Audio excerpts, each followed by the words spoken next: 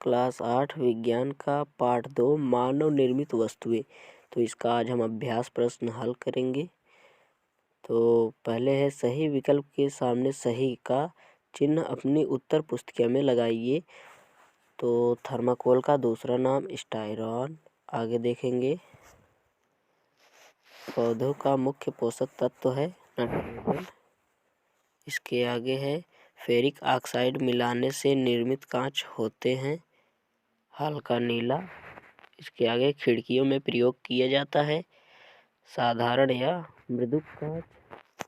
आगे है सही कथन के सम्मुख सही तथा गलत कथन के सम्मुख गलत का चिन्ह अपनी उत्तर पुस्तिका में अंकित कीजिए।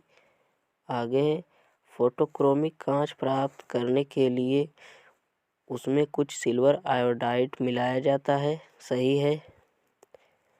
खा में है रेयन प्राकृतिक रेशा है, गलत है। सीमेंट साबुन उर्वरक प्लास्टिक आदि मानव निर्मित वस्तुएं हैं, सही है। एंटीबायोटिक दवाओं का उपयोग कीटनाशक के रूप में किया जाता है, गलत है। आगे देखेंगे तीसरा नीचे दिए गए शब्दों की सहायता से रिक्त स्थानों की पूर्ति अपने अभ्यास पुस्तिका में कीजिए।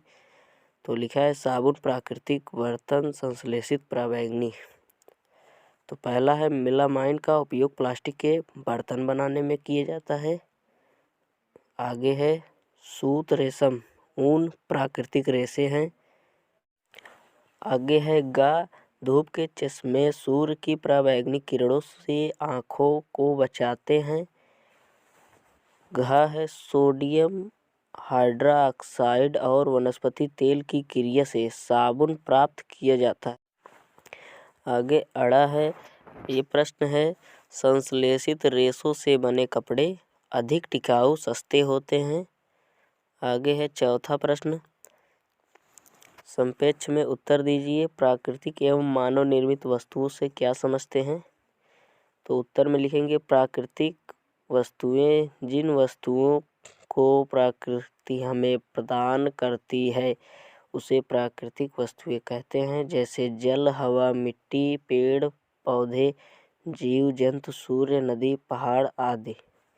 इनको हम स्वयं नहीं बना सकते। आगे देखेंगे हेडिंग डालेंगे मानव निर्मित वस्तुएं, लिखेंगे जिन वस्तुओं को मनुष्य अथवा मशीनों द्वारा बनाया जाता है उसे मानव निर्मित वस्तुएं कहते हैं, जैसे मकान किताब पंखा बर्तन गाड़ी साइकिल खिलौना साबुन कपड़ा कांच आदि।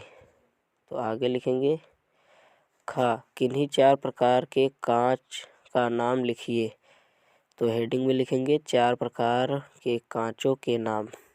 तो पहला लिखेंगे फिल्टन या प्रकाशीय कांच, दूसरा लिखेंगे कठोर कांच, तीसरा लिखेंगे फोटोक्रोमिक कांच, चौथा लिखेंगे साधारण या मृदुक कांच। अगला प्रश्न देखेंगे पॉलीथीन टेफ्लॉन बेकेलाइट तथा एक्रिलिक के एक एक उपयोग लिखिए। उत्तर में लिखेंगे एक तरफ कोष्टक बनाएंगे लिखेंगे प्लास्टिक दूसरी तरफ लिखेंगे उपयोग। तो प्लास्टिक के नीचे प्लास्टिक लिखेंगे जैसे पॉलीथीन। तो उपयोग में लिखेंगे थैली बाल्टी आदि बनाने में। फिर लिखेंगे टेफ्लॉन भोजन पकाने के पात्र पर न चिपकने वाली परत लगाने के काम आता है। और लिखेंगे एक्रिलिक कार ट्रक आदि की खिड़कियों में। और आगे लिखेंगे बेकेलाइट बिजली के प्लग स्विच कंघे हत्थे आदि बनाने में।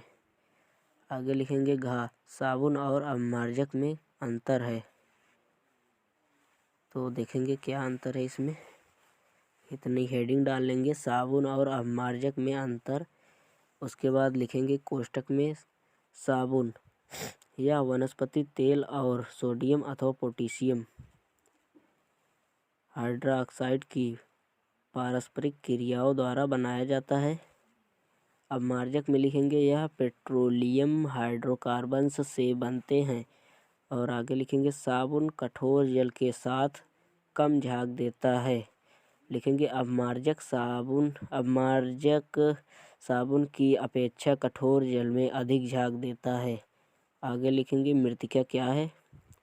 तो लिखेंगे उच्च ताप पर पके हुए बर्तन अर्थात पकी हुई मिट्टी को ही हम मृत्तिका कहते हैं। तो आगे लिखेंगे संश्लेषित रेशे क्या है। तो संश्लेषित रेशे, इन्हें मानव निर्मित रेशे भी कहा जाता है। यह रासायनिक पदार्थों से बने होते हैं। यह रेयान, नायलॉन, पॉलिएस्टर आदि संश्लेषित रेशे हैं। आगे लिखेंगे खंड का के अधूरे वाक्यों को खंड खा की सहायता से पूरा कीजिए। तो लिखेंगे स्तंभ खा मनुष्य अथवा मशीन द्वारा तैयार की गई वस्तुएं मानव निर्मित वस्तुएं कहलाती हैं। मकान बनाने में ईंट, सरिया, सीमेंट आदि का उपयोग किया जाता है। गा लिखेंगे सीमेंट के नए प्लास्टर पर पानी का छिड़काव आवश्यक होता है। रेयान रेशों को कृत्रिम रेशा भी कहा जाता है।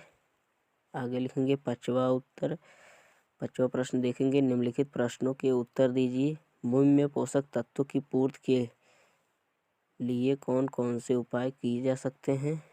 तो उत्तर में लिखेंगे, हेडिंग डालेंगे भूमि में पोषक तत्वों की पूर्ति के लिए उपाय।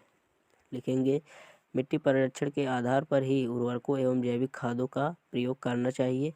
भूमि में रासायनिक उर्वरक के साथ साथ कार्बनिक खाद जैसे गोबर की खाद, हरी खाद तथा विभिन्न फसलों के अवशेष का भी प्रयोग करना चाहिए। आगे देखेंगे फसल चक्र के नियमों को अपनाना चाहिए। खा देखेंगे धूप में बाहर निकलने पर हम धूप के चश्मे का प्रयोग क्यों करते हैं?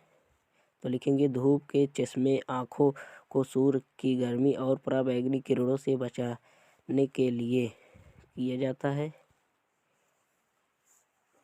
तो आगे देखेंगे संश्लेषित रेशों से बने वस्त्र जल्दी क्यों सूख जाते हैं?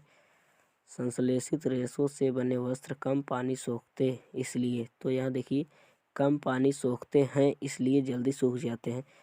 तो यहाँ है लगा लीजिएगा, पानी सोखते। आगे देखेंगे जैव निम्नीकरण और जैव अनिम्नीकरण में अंतर लिखिए।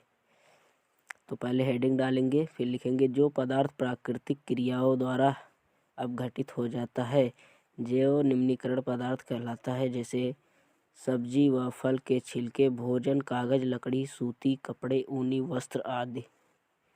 जैव अनिम्नीकरण पदार्थ, तो लिखेंगे जो पदार्थ प्राकृतिक क्रियाओं द्वारा सरलता से अपघटित नहीं होता है जैव अनिम्नीकरण पदार्थ कहलाता है। जैसे टीना, एल्युमिनियम, धातु की पत्तियां, प्लास्टिक की थैलियां आदि। तो लास्ट क्वेश्चन था, समाप्त।